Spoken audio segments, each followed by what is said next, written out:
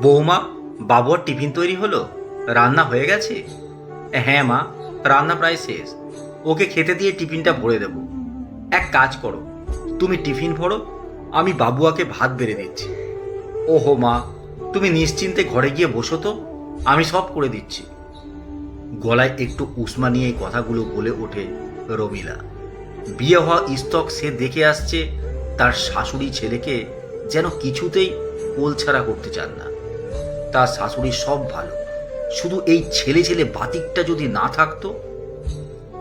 মনোরমাও তিক্ত মন নিয়ে ঘরে চলে এলেন। তিনিও বুঝতে পারেন এখন সময় হয়েছে ছেলেকে ছেড়ে দেওয়ার, কিন্তু পারেন না। বাবুয়ার 7 বছর বয়সে বাবুয়ার বাবা মারা যাবার পর থেকেই তো মা ছেলের সংসার। সারা জীবন ছেলের পড়াশোনা, খাওয়া দাওয়া সব কিছু নিজের হাতে সামলে নিজের চাকরিটাও করেছেন। মাঝে মাঝে বেড়াতে যাওয়া, মনের কথা আদান প্রদান সবই তো ওই একমাত্র ছেলের সঙ্গেই। ছেলে নিজের পছন্দের মেয়েকে বিয়ের কথা সেদিন তাকে জানালো। তিনি তো খুশি মনে সেদিন সম্মতি দেন, কিন্তু তারপরে সব কেমন যেন একটু একটু করে বদলে গেল। যে ছেলের জগৎ ছিল মা, সে জগতে অংশ নিল বৌমাও। তাই বলে মাকে বাবুয়া অবহেলা করছে এমন অভিযোগ কখনো মনোরমা করতে পারবেন না। ছেলে যথেষ্ট দায়িত্ববান। রমিলাও খুবই হাসি খুশি, শাশুড়িকে যত্ন করে, ভালোবাসে। এ বাড়িতে প্রবেশ করেই সে শাশুড়িকে বলেছে, মা, এত বছর অনেক কষ্ট করেছ, আর নয়। এখন থেকে সংসারের সব কাজ আমি করব, আর তুমি পায়ের ওপর পা তুলে আরাম করবে। কিন্তু এটাই হয়েছে মনোরমার মনোকষ্টের কারণ। তার মনে হচ্ছে সংসারে তার অধিকার কমে যাচ্ছে। নিজের সংসারে নিজেকেই আজ অতিথি মনে হয় তাঁর। তার মনটা কখনো কখনো বলে ওঠে, এই মেয়েটাই যত নষ্টের গোড়া। ছেলের বিয়ে না হলেই ভালো হতো। মা ছেলে দুটিতে মিলে বেশ সারা জীবন কাটিয়ে দিতেন, সঙ্গে সঙ্গে আবার নিজেকে ধিক্কার জানার এমনতর ভাবনা মনে আনার জন্য। কিন্তু মনটা তিক্ত হয়েই থাকে। সেদিন দুপুরে মনোরমার কাঁচা ঘুম ভাঙিয়ে ফোনটা বেজে উঠল তার স্বরে। ঘুম জড়ানো চোখে ফোনটা ধরলেন তিনি, কিন্তু ওপার থেকে কোনো সাড়া এলো না। একটু পরে ফোনটা কেটে গেল। কয়েক সেকেন্ড পরে আবার ফোনটা বেজে উঠল। অদ্ভুতভাবে এবারও মনোরমা ফোনটা ধরার পর ওপারের মানুষটি রইলেন নিরুত্তর। আবার কেটে গেল ফোনটা। এবার মনোরমা একটু অবাকই হলেন। একটু পরে আবার বেজে উঠল ফোনটা। মনোরমা গলায় যতটা সম্ভব গাম্ভীর্য এনে ফোনটা ধরে বললেন, এভাবে জ্বালাতন করার মানে কি? ওদিক থেকে সাড়া এলো এবার। মনো, থমকে গেলেন মনোরমা। এ নামে একজনই তো ডাকতো তাকে, কিন্তু সেসব তো বিগত যুগের কথা। অপরদিকে মানুষটি বলে উঠলেন, মনো, আমি সুনির্মল, চিনতে পারছো? মনোরমার হৃৎপিণ্ড কয়েক সেকেন্ডের জন্য যেন থমকে গেল। কয়েক মুহূর্ত কোনো কথাই বলতে পারলেন না তিনি। সেই সুনির্মল, কলেজ জীবনে যাকে ছাড়া জীবন মনে হতো অসম্পূর্ণ। দুজনে দুজনকে কথাও দিয়েছিলেন সারা জীবন পাশাপাশি থাকবে, কিন্তু রাজভারী বাবার সামনে কিছুতেই বলতে না পেরে মনোরমা বাধ্য হলো বাবার পছন্দ করা ছেলেকে বিয়ে করতে, আর চোখের জলে ভাসিয়ে দেন তার ভালোবাসাকেও। হ্যালো মনো, শুনতে পাচ্ছ? হ্যাঁ হ্যাঁ, বলো। কেমন আছো মনো? চলে যাচ্ছে। তুমি? আমারও এই বৃদ্ধাবাসে ভালোই কেটে যাচ্ছে। একমাত্র মেয়ে তিতিরের বিয়ে হয়ে গেছে, সে আমেরিকা প্রবাসী। এভাবেই কথায় কথায় কেটে গেল সারা দুপুর।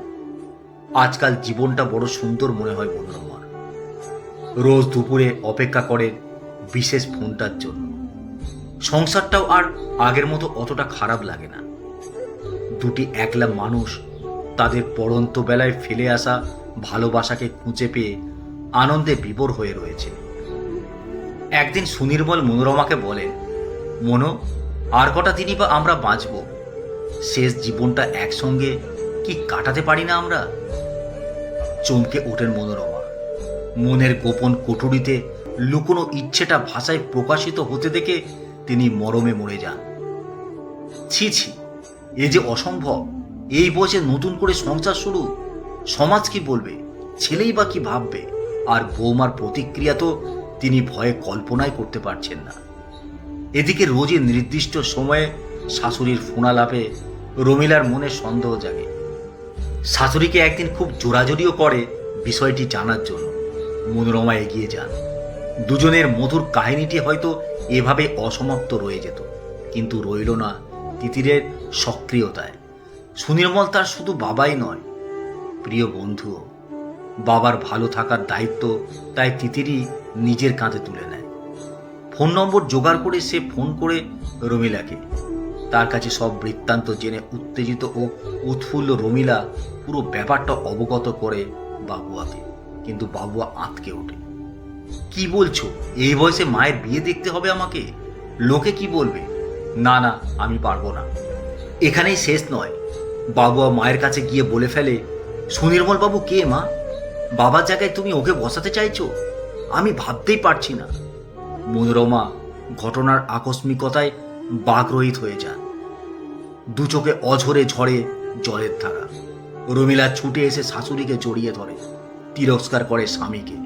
আজকালকার দিনের ছেলে হয়ে কি করে এমন সংকীর্ণ মনোভাব পোষণ করো তুমি?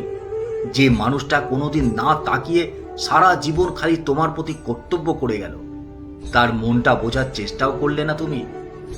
তারপর যা হয় সংসারে, অশান্তি, চেঁচামেচি।